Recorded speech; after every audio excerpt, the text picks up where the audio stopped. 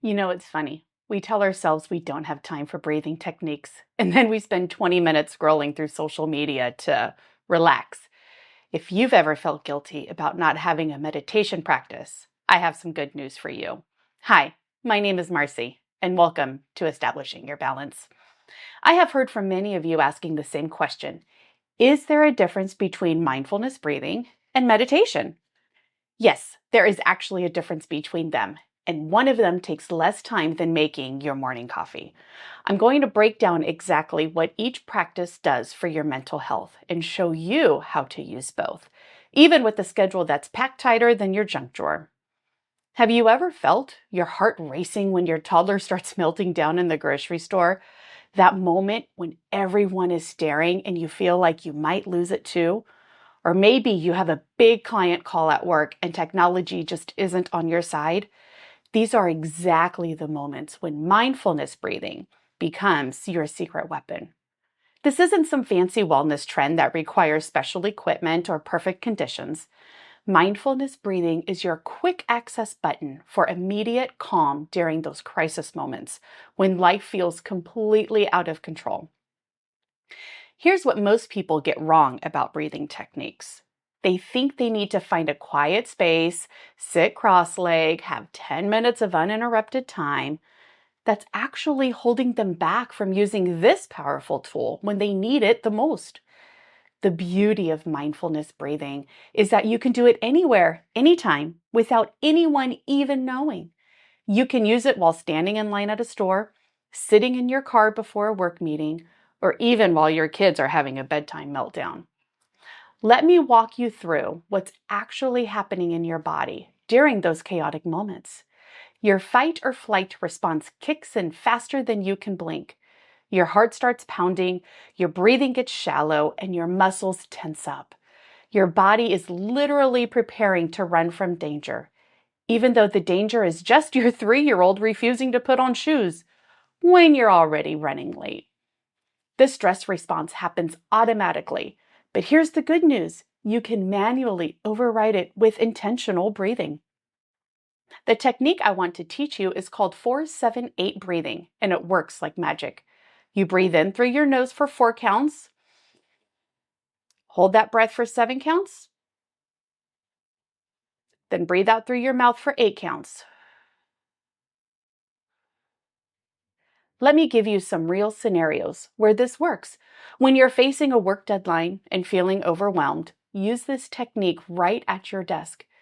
When your kids are having their bedtime battles and you feel your patience wearing thin, step into the bathroom and do 3 rounds of this breathing. When you wake up at 3 a.m. with your mind racing about tomorrow's schedule, this technique can get you back to sleep. I literally did it at 3:30 this morning. Here's the science behind why this works so well. That specific breathing pattern immediately activates your parasympathetic nervous system. This is your body's rest and digest mode, and it literally switches your system from panic mode to calm. Your heart rate slows down, your blood pressure drops, and your muscles start to relax. It's like having a reset button for your stress response. I want you to think about the specific moments throughout your day when this technique works best. During the morning rush when you can't find matching socks and everyone's running late, right before a work presentation when your nerves start getting the best of you, in the evening when you feel overwhelmed by the dishes, the laundry, and everything else on your mental to-do list. These are your golden opportunities to use mindfulness breathing. The key is catching yourself early, though, before the stress completely takes over you. When you notice your shoulders tensing up or your breathing getting shallow, that's your cue to use this technique. You don't need to wait until you're in full panic mode. Mindfulness breathing is your emergency brake for stress. It provides relief in under 2 minutes when life gets overwhelming. But now, let's chat about meditation. A practice that works differently. It actually builds your stress resilience over time instead of just managing crisis moments. Here's what surprised me most about meditation. It's not about emptying your mind. It's about training your brain to handle the chaos better. Think of meditation as strength training for your mental health. Just like you wouldn't expect to lift heavy weights after one gym session, meditation builds your resilience over time through consistent practice. The difference is that while mindfulness breathing gives you immediate relief in crisis moments, meditation creates that foundation that makes you naturally calmer in your daily life. You are literally rewiring your brain with meditation. Many busy people avoid meditation because they think they're doing it wrong when their minds wander. You sit down to meditate and immediately start thinking about the grocery list, that work email you forgot to send, or whether you remember to put the chicken in the slow cooker. Then you feel like a failure and you give up entirely. But here's what nobody tells you. Mind wandering is actually part of the meditation process. Every time you notice your mind has wandered and you bring your attention back, you are doing meditation correctly. You're literally exercising your brain's ability to refocus. During regular meditation practice, you're growing new neural pathways that help you stay calm under pressure. Your brain is constantly changing based on what you do most often.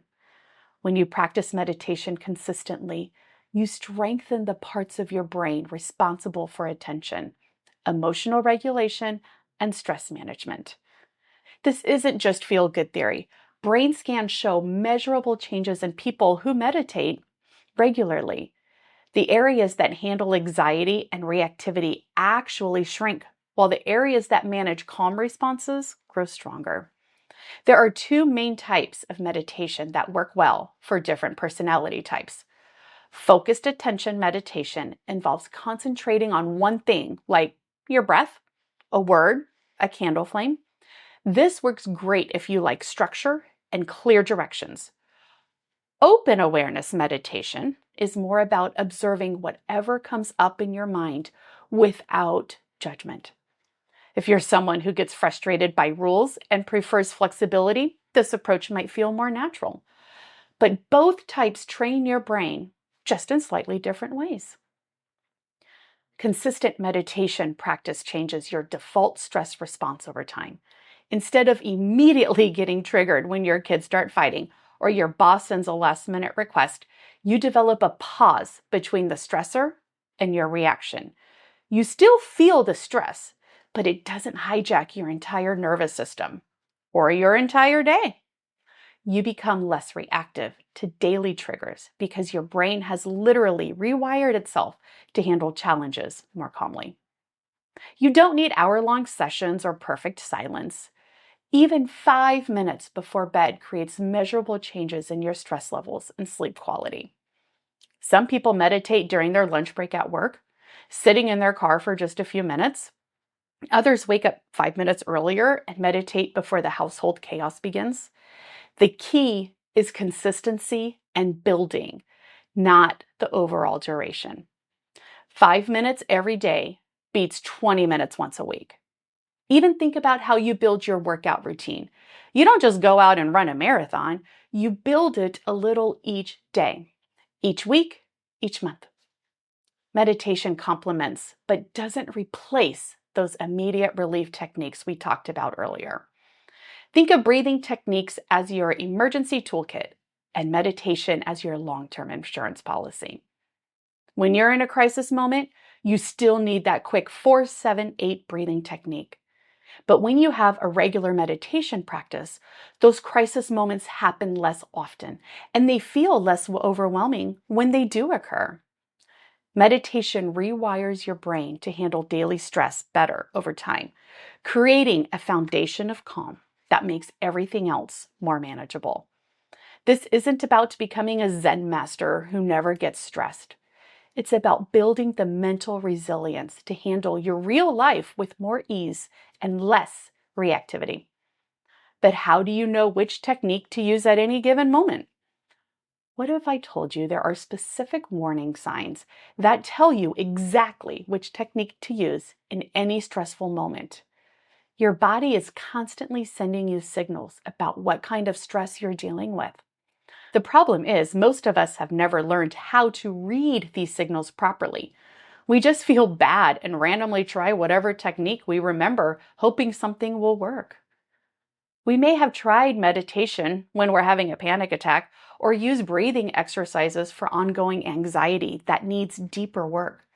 This leads to frustration and feeling like nothing is working. And then we give up, thinking we are just not cut out for stress management. But the truth is, we were using the right tools at the wrong times. Your body gives you clear physical warning signs when you need immediate intervention. Your heart starts racing like you just ran up a flight of stairs. Your breathing becomes shallow and you feel like you can't get enough air. Simple tasks suddenly feel overwhelming, like making lunch becomes this impossible mountain to climb. When you notice these acute physical symptoms, that is your cue to use mindfulness breathing techniques. Your nervous system is in crisis mode and it needs the relief. These physical symptoms are completely different from the mental patterns that indicate you need deeper work. Recurring anxiety that shows up every day, even when nothing specific is wrong. Difficulty falling asleep because your mind won't stop racing through tomorrow's to-do list. Feeling constantly on edge, like you're waiting for the other shoe to drop. These patterns signal chronic stress that won't go away with just breathing exercises. This is when you need the brain rewiring power of regular meditation practice. So let me walk you through some specific scenarios so you can see the difference. Bedtime anxiety, when your mind won't stop racing, calls for meditation practice during the day to build that mental resilience. But if you're standing in the kitchen feeling overwhelmed by dinner prep while the kids are arguing, that's when you need the 4-7-8 breathing technique for immediate relief. A work crisis that has your heart pounding needs breathing exercises in the moment. But if your work stress is constantly affecting your sleep and mood every single day, you need meditation to build long-term coping skills. Combining both of these practices creates a complete stress management system. Think of breathing techniques as your emergency toolkit for putting out fires. Meditation is your fire prevention system that makes those emergencies happen less often. But you need both because life throws different types of stress at you all the time. Some days you need emergency relief, other days you need to work on your overall resilience. Here's your simple decision framework that takes all the guesswork out of this. Acute stress with physical symptoms needs breathing techniques right now. Chronic stress with ongoing mental patterns needs meditation practice over time. The best results come from using both strategically instead of choosing just one approach. When you understand this difference, you stop feeling frustrated when techniques don't work and start using them effectively. This knowledge transforms your approach to daily stress management because you're no longer guessing what to do. You become skilled at reading your own signals and responding appropriately. Instead of feeling helpless when stress hits, you know exactly which tool to reach for to get the job done. Those warning signs tell you whether to use breathing or meditation, empowering you to choose the right tool for every situation. Now, let's talk about how to fit both practices into your real life without making stress management feel like another overwhelming task. I'm sure you are wondering, how can I make this work with my own life? Let me share how to fit both practices into your life without adding another item to your overwhelming to-do list. The secret is making these practices invisible parts of your existing routine rather than separate activities you have to remember. Try mindful breathing while your coffee brews in the morning. Practice meditation during your lunch break, even if it's just 5 minutes in your car or at your home office desk. You can do breathing exercises while waiting in the pickup line at school or use meditation apps during your commute, but not while you're driving, please. Start with just one technique this week. Choose breathing if you need immediate relief or meditation if you want to build long-term resilience. And let me know in the comments which one you're trying first.